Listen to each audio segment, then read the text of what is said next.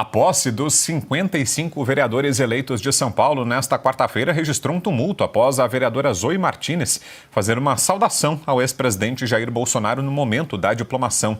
Durante a sessão solene que marca a posse da nova legislatura, os eleitos foram chamados nominalmente em ordem alfabética para emitirem um juramento.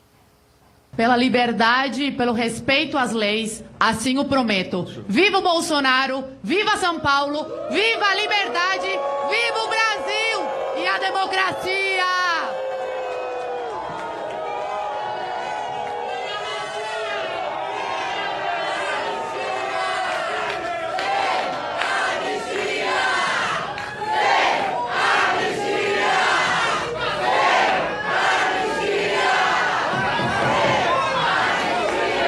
Bom, vamos lá.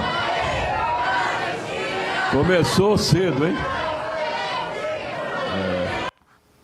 Bom, como vimos, a fala da Zoe gerou reações diferentes ali no plenário. Houve um coro de sem anistia por parte de parlamentares de esquerda em alusão ao projeto de lei que tramita na Câmara dos Deputados que pretende anistiar os detidos pelos atos de 8 de janeiro. Mas Zoe não foi a única a citar o nome de Bolsonaro na posse. Depois foi a vez do vice-prefeito Coronel Ricardo Mello Araújo, indicado ao cargo pelo ex-presidente. Amigo, presidente Bolsonaro, por me confiar em duas missões, a CEAGESP e agora a vice-prefeitura da cidade mais importante do país. Saliento que ele me convenceu a entrar para a política. Eu não queria. E ele me disse: Melo, não adianta ficar sentado na zona de conforto. Se queremos um país melhor, os bons têm que entrar. Em discurso, Ricardo Nunes também citou Jair Bolsonaro e aproveitou para reafirmar a parceria umbilical com Tarcísio de Freitas. E já deixar aqui, Melo, meu agradecimento à indicação do presidente Bolsonaro, a sua participação. Nós vamos trabalhar bastante, né? A gente sabe de toda a sua experiência e com certeza a gente vai estar aqui juntos com os vereadores, com a população, trabalhando pelas pessoas. E agradecer de forma especial a parceria umbilical e sem a qual a cidade não poderia ter avançado tanto em tão pouco tempo. O apoio de todas as horas e todos os dias do governo do estado, do governador, do meu grande amigo, o grande governador do estado de São Paulo, Tarcísio de Freitas. E o vereador Lucas Pavanato, é isso ou a gente fala daqui a pouquinho do Pavanato? É isso, daqui a pouquinho a gente fala do vereador Lucas Pavanato, já tem CPIs que podem sair do papel aqui na Câmara de São Paulo, a gente vai te contar daqui a pouquinho. Antes queria te ouvir, Ana, sobre essas manifestações, muita gratidão aí por parte de vereadores, do próprio prefeito e do vice-prefeito eleitos ao ex-presidente Jair Bolsonaro, acabou saindo como um grande cabo eleitoral nessa eleição municipal, aqui não só de São Paulo, mas de várias cidades do Brasil, não, Ana? Sim, Vitor, foi uma demonstração de força, né, da direita no Brasil, e eu acho que o que a gente tem que levar para frente é, de novo, o que os americanos fizeram aqui em novembro foi muito importante, porque Donald Trump venceu com votos de republicanos, de libertários, de independentes, de democratas, exatamente pelas propostas, pelas reformas, pela plataforma governamental. Eu acho que tem uma parte na direita no Brasil que ainda precisa amadurecer com aquela história: se não for o Salvador A, B ou C, eu não quero papo. Eu acho que tem muito caminho, muitas páginas ainda para a nossa história política em relação a esse amadurecimento. E com certeza, Brown, o Tarcísio foi uma parte importante da administração do presidente Bolsonaro, é um governador competente. Se vai ser o próximo nome de 2026, isso aí tem muita água para passar debaixo dessa ponte. Ainda existe a possibilidade do presidente Bolsonaro se tornar elegível novamente, enfim, não é uma conversa para agora. Agora, é interessante que durante o discurso da Zoe, as pessoas gritando ali, sem anistia, sem anistia. Eu acho que democracia, Vitor, é assim. Uns falam sem anistia, uns falam com anistia, um vai para o discurso e outro leva a vaia, tudo bem. Democracia é isso. Democracia, uma boa democracia é composta por vozes dissidentes. O problema é que o outro lado que fala sem anistia, eles não gostam que nós falemos, ou que a Zoe fale, ou que os apoiadores do presidente Bolsonaro falem.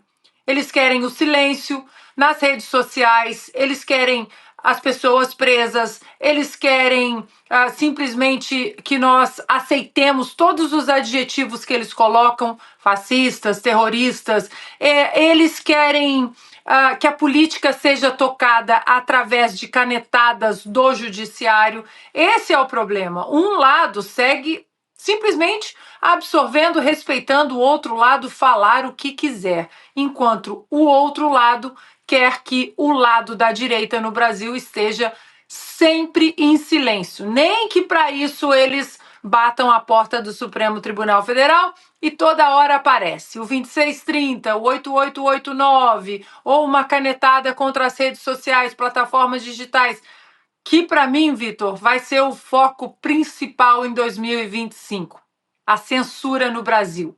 Calar essa gente chata, como a Zoe, que botou o dedo na ferida. Calar essa gente chata. É Revista Oeste, né? Tem que usar a criatividade, já que não encontra nada. É calar essa gente chata nas redes sociais, cobrando respeito à nossa Constituição. Para mim, esse vai ser o ponto principal desse outro lado.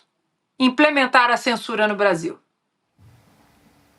Tem uma série de pontos aqui, a Ana já passou por todos eles, mas eu acho que vale enfatizar. Bom, em primeiro lugar, a Zoe foi eleita vereadora, uma boa votação, defendendo o presidente Jair Bolsonaro, que foi o grande cabo eleitoral da direita nestas eleições. Qual é o problema, né, dela citar o presidente Jair Bolsonaro? Porque um vereador do PT, um vereador do PSOL, por exemplo, poderia citar o presidente atual, presidente de turno, Lula da Silva. Qual seria o problema? Será que teria a mesma reação? E se tivesse a mesma reação, por exemplo, se alguém gritasse Lula, ladrão, por exemplo, será que o ministro Alexandre de Moraes, será que o Supremo Tribunal Federal daria quantas horas? Teríamos mais um inquérito aberto no Brasil? Essa é a pergunta. Não, citar o presidente Jair Bolsonaro não pode. As palavras que ela usou foram liberdade e democracia, que são, e aí é que eu começo a entender a raiva, que eu começo a entender o grito dessa claque que não cabe dentro de uma perua Kombi, talvez um furgão. Se você colocar todo mundo, no máximo, esse é o tamanho dessa claque. Porque eles não conseguem, por exemplo, lotar o vão do MASP quando convocam manifestações aqui para falar de anistia, sem anistia no caso. Então, esse é o tamanho deles. Mas a pergunta que fica é essa: democracia e liberdade, é isso que eles não gostam? Porque a Ana trouxe os pontos aqui. Quem quer censurar? Quem não quer sair do dia 8 de janeiro, por exemplo? Passamos o programa todo falando sobre isso aqui. Quem é que quer continuar nessa data? Que não quer que o Brasil saia daí? Porque se o Brasil sair desse lugar, nós teremos outro tipo de governo. Aliás, as eleições municipais deixaram isso muito claro. Do contrário, o PT não teria 252 prefeituras. Aqui, no maior estado da federação, já que estamos falando da Câmara Municipal, no estado de São Paulo, o PT fez 4 cidades. Fez Mauá, Matão, Santa Lúcia e Lucianópolis. São cidades pequenas. É muito pouco para um partido que tem a presidência da República. Aliás, o PT sequer é a maior força da esquerda hoje em capilaridade nos rincões do país. Não é mais. O PSD tem 312 prefeituras. PSB tem muito mais.